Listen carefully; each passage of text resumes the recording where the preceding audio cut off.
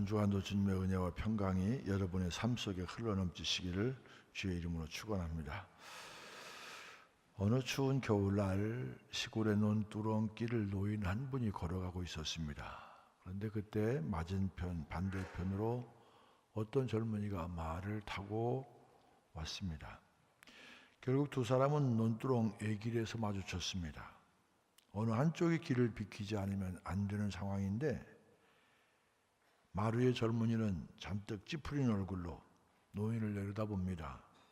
어서 길을 비켜달라는 눈치였습니다. 하지만 애길이기 때문에 길을 비키는 것도 쉽지 않은 상황입니다. 논두렁길 좌우는 살짝 언논이었기 때문에 자칫 잘못하면 거기 미끄러 빠질 수도 있었습니다. 참다 못한 젊은이는 말을 몰아서 앞으로 다가서더니 발로 노인을 냅다 걷어찼습니다. 노인은 두 팔을 허우적거리다가 눈바닥에 그대로 굴러 떨어졌습니다. 그렇게 젊은이는 노인을 잡아뜨리고는 말을 채찍질해서 얼른 지나가려다가 멈춰섰습니다.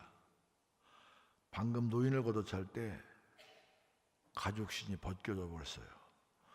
젊은이는 당황했습니다. 눈바닥에 노인이 흙투성이가 되어 서 있으니 젊은이는 가도 못하고 오도 못하고 멈춰섰습니다. 그러자 노인은 이 젊은이가 벗겨진 신발 때문에 고민하고 있다는 것을 알아차렸습니다. 그래서 자신 앞에 떨어져 있는 젊은이의 가죽신을 집어들고 젊은이 서 있는 쪽으로 걸어가면서 자신의 옷자락에 그 가죽신을 닦아서 젊은이에게 주었습니다. 젊은이 얼굴은 새파래졌다가 홍당무로 변했습니다. 노인은 몸이 진흙살이가 되었지만 얼굴엔 미소가 감돌았고 젊은이는 몸은 깨끗했지만 얼굴은 창피함과 부끄러움으로 일그러져 있었습니다. 노인이 보여준 것은 무엇입니까? 무례와 모욕을 참고 견디는 인내였습니다. 하지만 그런 인내를 통해서 젊은이에게 선의를 보여주었을 때 오히려 더 큰 창피를 당한 것은 노인을 차버렸던 그 거만하고 교만했던 젊은이였습니다. 사실 우리가 신앙생활 하면서도 견디기 힘든 시련이 있습니다. 참 넘기 어려운 장애들이 있습니다. 늘 평탄한 길만 걸을 수 있다면 얼마나 좋겠습니까? 늘 꽃길만 걷는다면 얼마나 좋겠습니까? 하지만 아무도 원하지 않아도 고난도 오고 아픔도 찾아옵니다. 오늘 본문의 말씀은 박해 시대를 살아가는 초대교회 교인들에게 보낸 베드로 사도의 권면의 말씀입니다. 말씀을 통해서 살기 쉽지 않은 그런 시대를 살아가고 있는 우리가 믿음을 잘 지키기 위해서 어떻게 해야 하는지를 깊이 깨닫는 은혜의 시간 되기를 축원합니다. 믿음을 지키기 위해서는 굳건하게 버텨내야 합니다. 베드로 사도는 소아시아 지역에 있는 그리스도인들에게 베드로 전서를 써보냈습니다. 베드로전서 1장 1절에 보면 예수 그리스도의 사도 베드로는 본도, 갈라디아, 갑바도기아, 아시아, 비두니아에 흩어진 나그네에게 편지를 보낸다. 그렇게 말합니다. 여기에 나오는 지명들이 바로 소아시아에 속해 있는 그런 지역들입니다. 베드로 사도는 이들 지역에 살고 있는 흩어진 나그네에게 편지한다 그랬습니다. 여기서 흩어진 나그네란 유대교에서 기독교로 개종한 디아스포라 유대인들입니다. 왜 이들이 흩어졌을까요? 박해 때문에 흩어졌습니다. 왜 사도 베드로는 그들에게 편지를 보냈을까요? 특별히 이 흩어진 나그네들, 고향을 떠나 신앙을 지키기 위해서 박해 속에서도 견디고 있는 이 극심한 박해를 견디고 있는 이 나그네들에게 왜 편지를 보냈을까요? 베드로전서는 로마 네로 황제의 박해가 시작될 즈음 기록되었다고 추측하고 있습니다. 네로 황제의 박해는 로마 정부가 기독교에 대해서 최초로 공식적인 박해로 그렇게 기록되고 있습니다. 네로 즉위 당시인 주 64년에 로마에 큰 불이 일어났습니다. 화재는 7월 19일 대전차 경기장 키르쿠스 막시무스 부근에서 발화해서 도시 이 로마 전역을 14군 14수로 등분했는데 그 가운데 4곳을 제외하고 10곳이 불에 다 타버릴 정도였습니다. 이로 인해서 도시 중심의 많은 곳이 완전 파괴되었습니다. 심지어는 어떤 소문까지 돌았느냐면 네로가 새로운 궁전을 짓기 위한 그런 터를 정리하기 위해서 직접 불을 냈다, 이런 소문까지 들렸습니다. 이런 의혹을 받게 된 네로는 오히려 그 화재가 다름 아닌 그리스도인들, 기독교인들이 낸 것이라고 지목했습니다. 이후에 바로 그리스도인들, 기독교인들을 향한 잔인한 박해가 시작됐습니다. 수많은 그리스도인들이 체포되어서 유죄 판결을 받았는데 이 기독교인들이 체포되어서 유죄 받은 제목이 뭐냐 하면 방화죄가 아닙니다. 인류 혐오죄입니다. 그리스도인들이 인류를 혐오했기 때문에 그런 악행을 저질렀다, 그렇게 얘기합니다.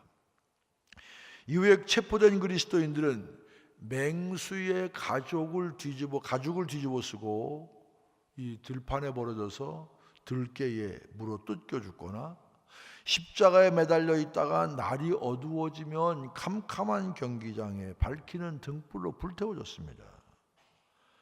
베드로전서는 이런 박해 시대를 살아가는 소아시아 지역에 흩어진 나그네들을 위로하고 격려하기 위해 쓰인 서신이었습니다. 이런 험악한 시대를 살아가는 그리스도인을 위해서 베드로 사도는 어떻게 얘기했습니까? 본문 8절, 9절 같이 한번 읽겠습니다. 8절, 근신하라, 깨어라, 너희 대적마귀가 우는 사자같이 두루다니며 삼킬 자를 찾나니. 9절, 너희는 믿음을 굳건하게 하여 그를 대적하라. 이는 세상에 있는 너희 형제들도 동일한 고난을 당하는 줄을 알미라.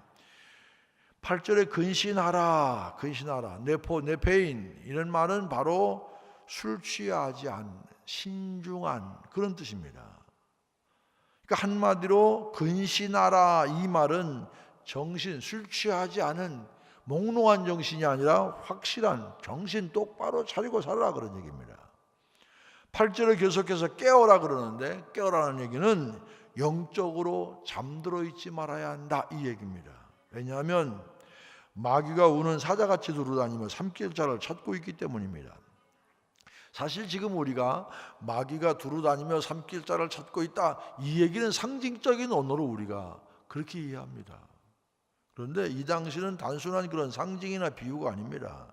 그 당시는 글자 그대로 당시의 상황을 묘사하는 구절이었습니다. 박해 시대 속에서 그리스도인들은 실제로 경기장에서 사자의 먹잇감이 되었습니다. 그런 시대였기 때문에 베드로의 이런 이야기는 단순한 과장법이 아니라 그들의 삶 속에서 실제로 벌어지고 있는 일들이었기 때문에 그 공포감은 한층 더할 수밖에 없었습니다.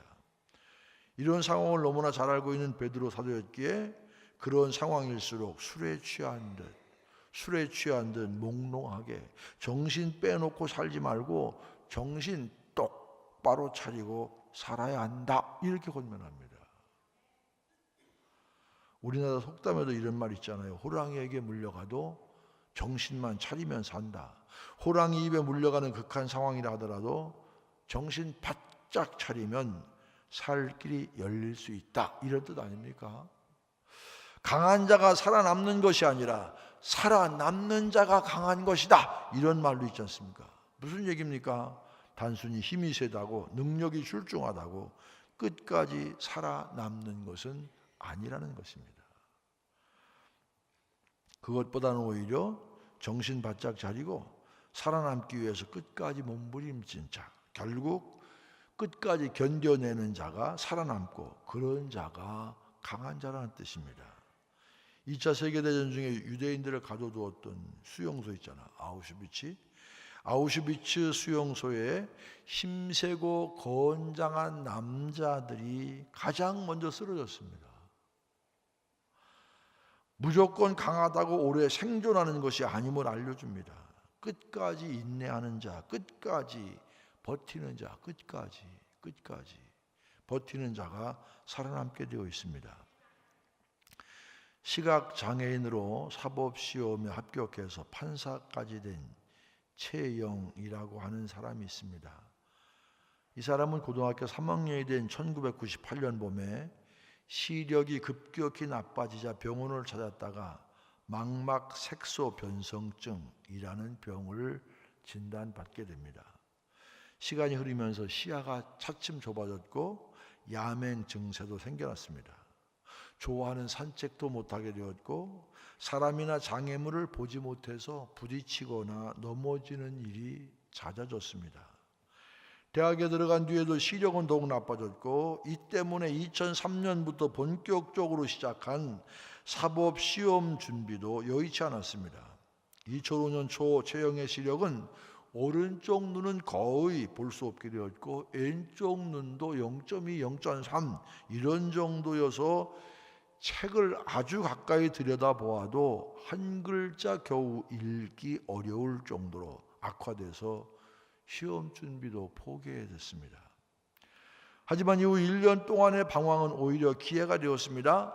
동기생보다 늦어진 졸업을 준비하다가 한 시각장애인 친구로부터 컴퓨터 화면의 글자를 읽어주는 화면 낭독 프로그램을 소개받게 됩니다. 점자를 배우지 않고도 책을 볼 수 있는 길이 열린 것입니다. 2006년 1월 시각장애인이 화면 낭독 프로그램으로 시험을 치를 수 있게 해달라고 법무부에 요청했고 그로 인해 그때부터 3년 만에 바로 사법시험에 합격했습니다. 경남 양산에서 일용직 노동을 하는 아버지가 매달 붙여주는 50만 원도 채 안 되는 돈으로 생활하면서 종일 공부했다고 최영은 말하면서 보고 싶은 책을 마음껏 보지 못하는 것이 가장 내 인생에 힘들었다. 이렇게 한 인터뷰에서 실제로 얘기했습니다. 이후에 원활한 연수원 생활을 위해서 음성으로 교재 내용을 듣고 혼자서도 움직일 수 있도록 연습한 뒤에 1년 늦게 연수원에 입소했고 2010년 시각장애인으로는 최초로 판사가 됐습니다. 왜 이 얘기 꺼냅니까? 중요한 것은 포기하지 않는 겁니다. 인내와 끈기로 버텨야 합니다. 아멘은 집에 가서 하세요. 버티는 거예요. 아무리 힘들어도 이겨내야 합니다. 힘들다고 포기하면 아무것도 없는 것 없습니다. 이를 악물고 견뎌내야 됩니다. 조금 세게, 좀 어감이 세게 얘기하면 악바리 근성이 있어야 돼요. 저는 우리 교회가 참 좋습니다. 우리 교회 교인들은요 정말 점잖아요. 신사적이에요. 나는 우리 교회 30년 목회하면서 절 보고 뭐라고 그러는 사람들 거의 못 봤어. 거의 못 봤어. 품위가 있어요. 여러분은 우리 교회 밖에 모르는 분들 많잖아요. 저는 수많은 교육자들을 만나요. 수많은 그들의 경험을 들어요. 경험 들어보면 우리 교회만큼 좋은 게 없어. 우리 교회가 싸움질을 합니까? 뭐 합니까? 정말 우리 교회 좋은 교회예요.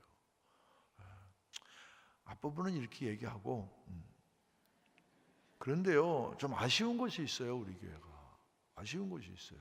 뭐냐면 좀 뒷심이 부족해요. 시작 잘해요. 근데 끝이 그렇게 멋있어 보이지 않아요. 특별 새벽 기도회 시작할 때 오면 분위기 좋습니다. 근데 하루 이틀 일주일 지나면 뭔가 좀 다운돼. 평생 훈련 강좌도 마찬가지요. 웨슬리전도 마찬가지예요.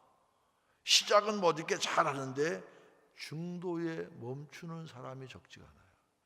그러면서 스스로 뭐라고 얘기합니까? 마음은 원이로되 육신이 약하도다 이렇게 얘기합니다. 주님의 얘기를 기억합니다. 여러분, 제가 여러분에게 간곡하게 권면드립니다. 신앙생활을 인내와 끈기로 하십시오. 인내와 끈기. 중도에 포기하지 마십시오. 여러분, 진돗개가 왜 명견입니까? 한 번 물면 놓지 않잖아요. 그게 명견이에요. 한 번 마음 먹으면 절대 중도에 멈추지 않는 것, 이런 신앙의 근성, 좀 세게 표현하면 신앙에도 좀 악바리 근성이 있어야 돼요. 점잖은 것은 좋은데 뭔가 신앙의 성취와 신앙의 성장과 신앙의 쟁취를 위해서 뭔가 악착 같은 것, 이거를 좀 제가 보고 싶어요. 내가 참 이런 걸 못 보는 게 좀 아쉬운 것 같아요. 이게 제가 우리 성도들에게, 여러분, 그렇게 결사적이지 않으면 우리는 세상에 물들기 쉬워요. 교회와 성도가 거룩하게 변화되어 세상을 변화시키려면 내 속에 신앙의 절대적인, 남들이 여러분을 어떻게 평가합니까? 아무개, 그 사람은 정말, 여러분들은 여러분들이 다 한 것 같죠? 아닙니다. 여러분을 잘 아는 세상 사람 만나면 그 사람 신앙생활 잘 해요? 요 얘기가요, 조금 내가 이게 좀 그렇게 들려. 그 사람 나와서는 신앙생활 별론데요, 이렇게 얘기하는 걸로 들려. 아니에요. 가장 불행한 사람은요, 하다가 쉽게 포기하고, 패배주의가 몸에 밴 사람이에요. 패배주의 안 된다. 여러분, 패배주의로 낙심하며 사는 인생이 되셔야 되겠습니까? 저는 기회가 되면 후배들에게 그런 얘기예요. 야, 목회하면서 내가 하는 목회에 대해서 뭔가 이루어내는 성취의 경험이 없으면 평생 그렇게 해.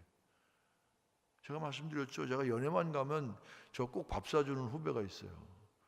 우리 교회 부목 출신이에요. 야, 왜 넌 날 밥을 사주냐? 그러면 그렇게 얘기해요. 제가 하나 감사한 게 있어요. 제가 목사님과 목회하면서 춘천중앙교회 내가 맡은 파트에서 부흥을 경험했어요.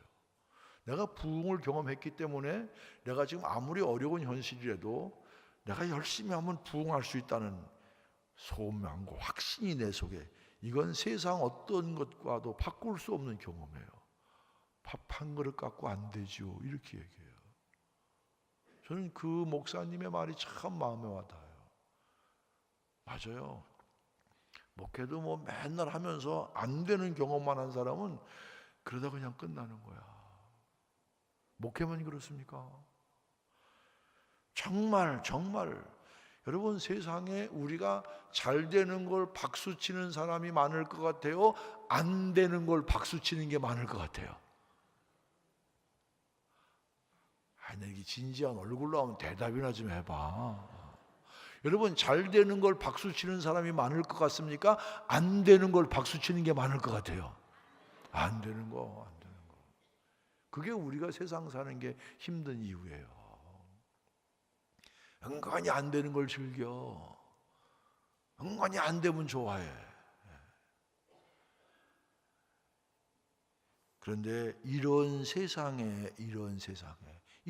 뭡니까 이게? 이런 험한 세상 아닙니까?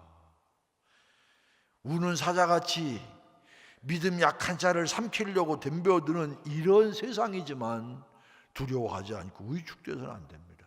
포기하지 않고 한 걸음 한 걸음 나가다 보면 결국 주님께서 세상을 이기셨던 것처럼 우리도 반드시 때가 되면 승리하게 될 줄로 믿습니다. 어떤 상황에서도요, 인내해야 돼요. 포기해야 돼요. 포기하지 말아야 돼요. 끈기가 있어야 돼요. 버텨내야 돼요.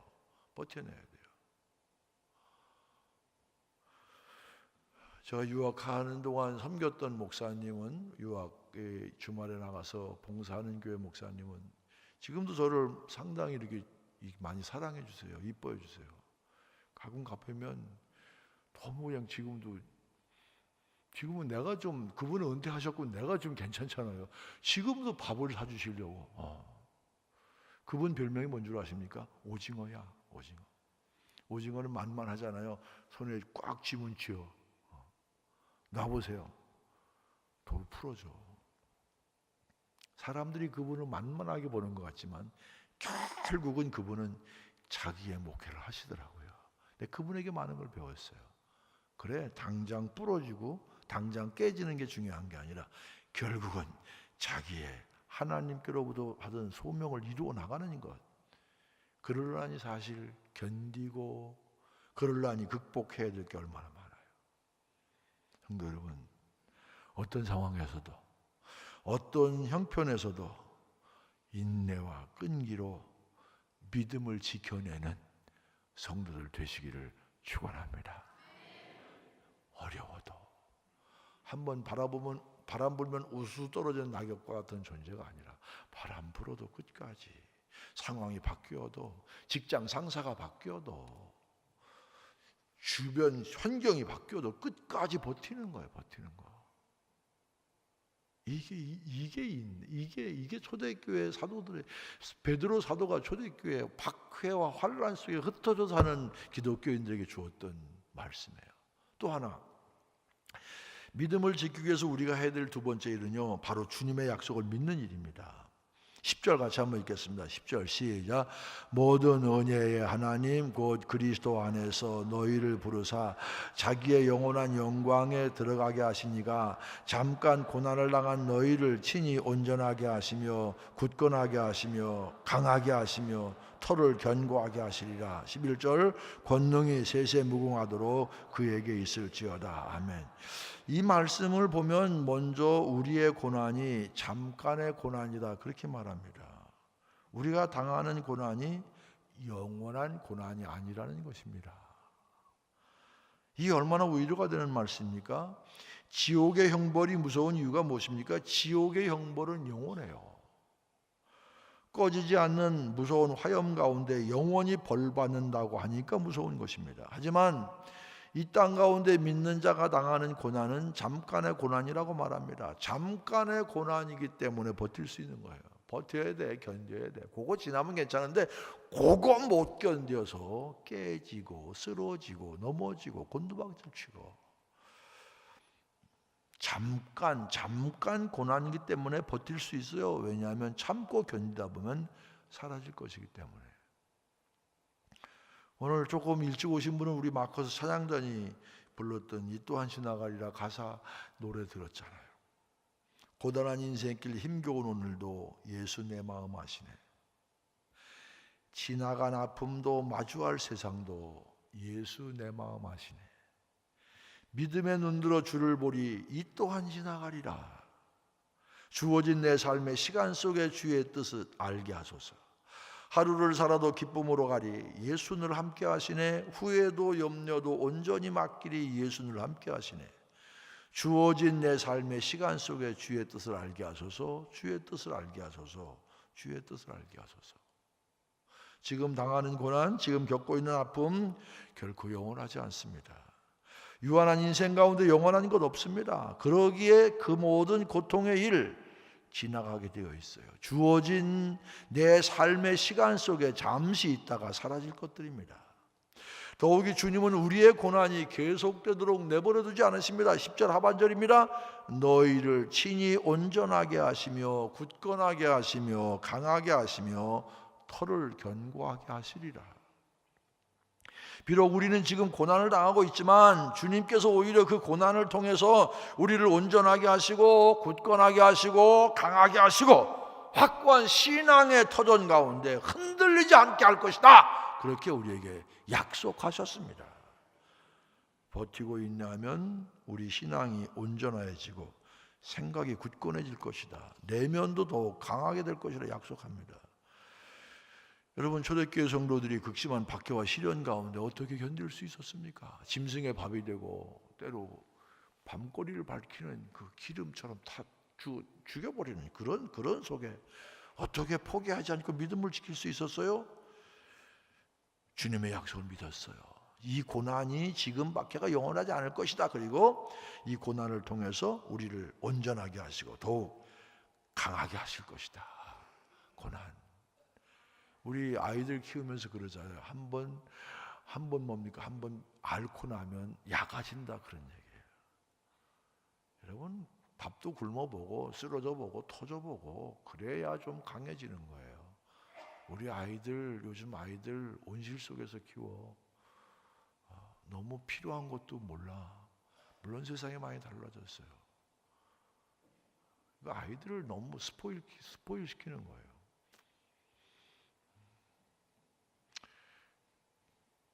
강하게 키워야 돼, 사실은. 여러분, 이건 주님의 약속입니다. 주님의 약속이기 때문에 믿어야 됩니다. 사람 이야기는 언제든지 변할 수 있지만 손바닥 뒤집어도 바뀔 수 있습니다. 하지만 주님의 약속은 신실한 약속입니다. 주님이 보증하셨기 때문에 믿을 만한 약속입니다. 뉴잉글랜드 감리교회 스테픈 올린 목사가 있었어요. 이 사람이 목회를 하다가 크게 낙심돼서 내가 목사 관둬야 되겠다 그런 마음을 먹었어요. 그 무렵 올린은 한 꿈을 꾸게 되었습니다. 굉장히 딱딱한 바위를 깨기 위해서 곡괭이를 들고 일합니다. 팔에 힘을 주어서 바위를 치고 또 쳐요. 그런데 표면이 조금도 부서지지 않아요. 꿈속에서 그는 이렇게 스스로 얘기합니다. 아무 소용없어. 이제 더 이상 아무 일도 하지 않을 거야. 아무리 내가 애써도 되는 게 없어. 소리쳤습니다. 그때 한 나그네가 나타나더니 그 얘기가 듣다 이 목사님께 묻습니다. 당신은 하나님께로부터 이 일을 받은 것이 아닙니까? 이렇게 물었어요. 그런데 이 올리는 맞습니다. 나는 하나님께부터 이 일을 받았습니다. 그래서 나그네는 왜 하나님께로부터 이 일을 받았는데 그만두려고 하는지 물었습니다.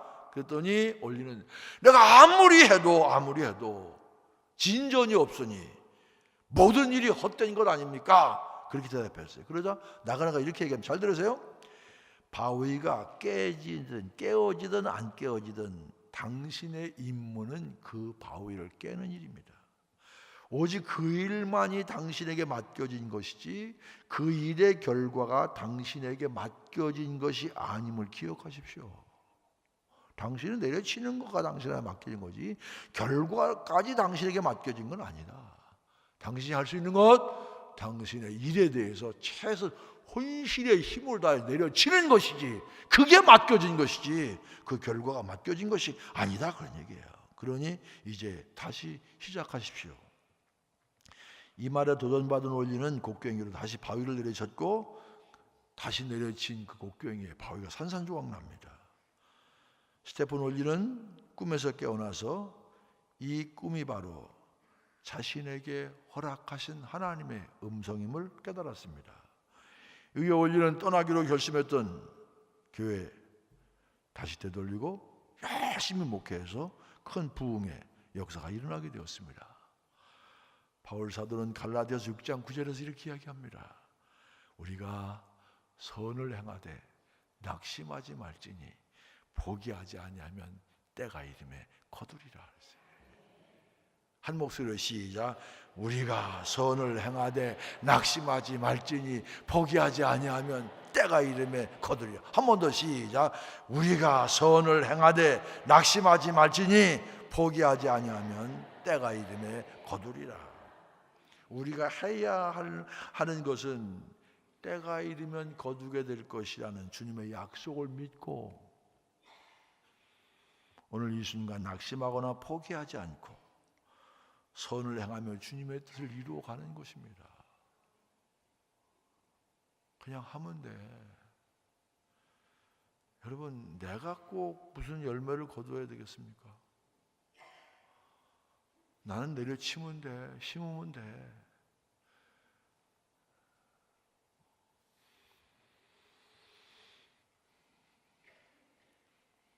지금은 뭐 여러분들이 다 이렇게 참 뭐 보이는 거 보이니까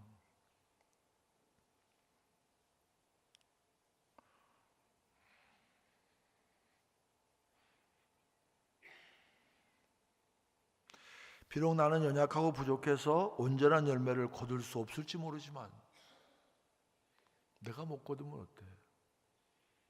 나는 심고 때가 되면 하나님이 거두게 해주실 텐데 내가 못 거두면 다음 사람이 거두면 되는 거지.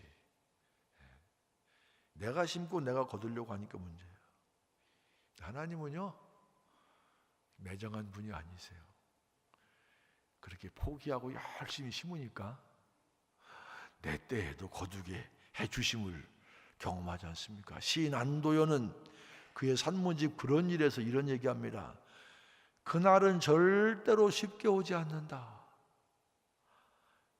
그날은 깨지고 박살나 온몸이 너덜너덜해진 다음에 온다. 그날은 참고 기다리면서 엉덩이가 짓물러진 다음에 온다. 그날은 그날을 고대하는 마음과 마음들이 뒤섞이고 걸러지고 나눠지고 침전되고 정리된 이후에 온다. 그렇습니다. 우리가 바라는 일은 결코 쉽게 오지는 않습니다. 아무 대가 없이, 아무런 희생 없이, 아무런 고통 없이 찾아오지 않습니다. 시인의 말처럼 깨지고 박살나 온몸이 너덜너덜해진 다음에 오기 마련입니다. 하지만 그 고통과 아픔이 영원하지 않음을 기억해야 합니다. 그 희생이 헛된 것이 아님을 믿으시길 바랍니다. 왜? 주님께서 우리에게 약속하셨기 때문에. 주님의 약속을 믿을 때 우리는 흔들리지 않을 수 있습니다. 그분의 약속을 믿을 때 우리는 앞으로 나갈 수 있습니다. 그분의 약속을 믿을 때 우리는 힘들어도 발걸음을 내디딜 수 있습니다. 결국 지금의 고통과 아픔을 통해서 우리가 변화될 것이고, 그리고 온전하게 될 것이기 때문입니다. 여러분, 성장통 아시잖아요. 성장하기 때문에 성장할 때 고통이 옵니다. 인내하며 견뎌야 돼요. 주님께서 때로 우리 믿음을 키우시기 위해서요, 우리를 찢어서 그릇을 크게 할 때도 있어요. 저는 가끔 좀 답답할 때가 있어요. 아니, 이런 기회에 믿음을 크게 해야 되는데 너무 안주해. 여러분, 때로 우리를요, 늘려서가 아니라 찢어서 키우는 경우도 있어요. 믿음이요, 결국은 어떤 사람이 쓰임 받습니까? 믿음이 큰 사람. 별것도 아닌 거 가지고 까칠하게 자기의 관점에서, 자기의 경험에서 이러쿵저러쿵 얘기 많이 하면 하나님 기뻐하시지 않으세요? 뭐가 믿음이 큰 겁니까? 내가 일부에는 내 가족이 있었기 때문에 그런 얘기 안 했어요. 여러분, 어떤 사람이 병에 걸렸어요. 열심히 기도했어요. 그러면 난 것도 기적이죠. 그럼 낫지 않으면 아무것도 아닙니까? 젊은 나이에 죽어가면서 그 젊은 엄마가 뭐라 그러면 죽어든 줄 아십니까?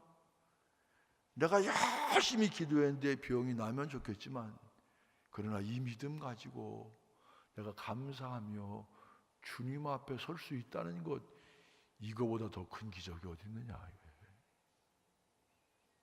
믿음이 뭡니까?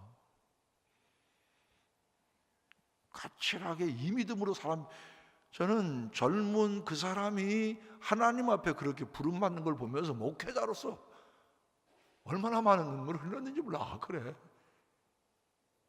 저 믿음인데. 우리가 세상에 내가 기대하고 소망하는 대로 이루어지는 것만 하나님의 응답이라고 생각하며 산다면 그거는 정말 작은 믿음이에요. 제가 후회스러운 게 있어요. 내가 믿음을 찢어서라도 키워주고, 내가 싫은 소리 듣고 내가 좀 힘들어도 그냥 찢어서라도 믿음을 키워서 때가 되어 하나님께 쓰임받게 해야 되는데 별로 반응이 안 좋으니까 내가 그거 못한 게 너무 후회스러워.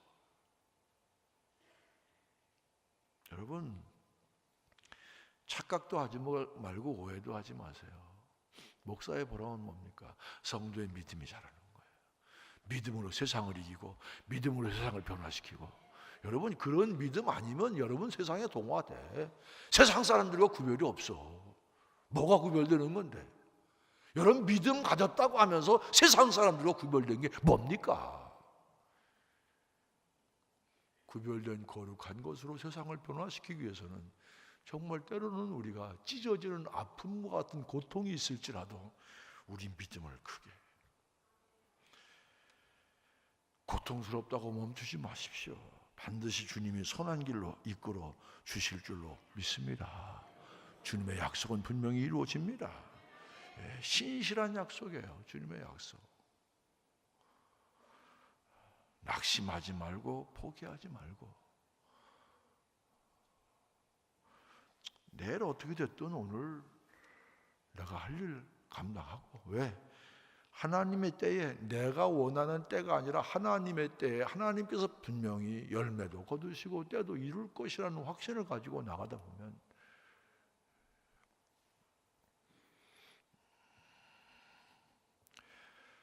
그러다 보면 하나님이 선한 길로 인도하시고 아름다운 역사도 이루어 주실 줄로 믿습니다. 제가 한동안은 이런 생각도 했어요. 하나님, 어떤 사람은 뭐 변소 한 칸도 안 지고 은퇴 잘 하시던데 나는 그냥 첫 목회부터 건축. 이거 하나님이 너무하신 거 아닙니까? 내가 그런 기도한 적이 있어요.